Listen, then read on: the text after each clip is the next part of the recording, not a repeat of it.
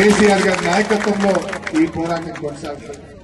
ఇవాళ కొంతమంది జర్నలిస్టులు ముఖ్యమంత్రి స్వంత ఊరు కొండారెడ్డిపల్లికి పోయింది.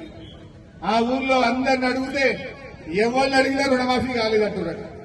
రూపాయికి 12 మంది రుణమాఫీ కాలేదంటున్నట. కొంతమంది రేవంత్ రెడ్డి మనుషులు గుండాగాళ్ళు వచ్చి ఆ మహిళా జర్నలిస్టుల మీద దాడి చేసి మహిళల మీద చెప్పుకోలేని విధంగా ఆ మహిళా జర్నలిస్టులను ఇబ్బంది పెట్టేటువంటి పరిస్థితి. ఇదా ప్రజాపాలన?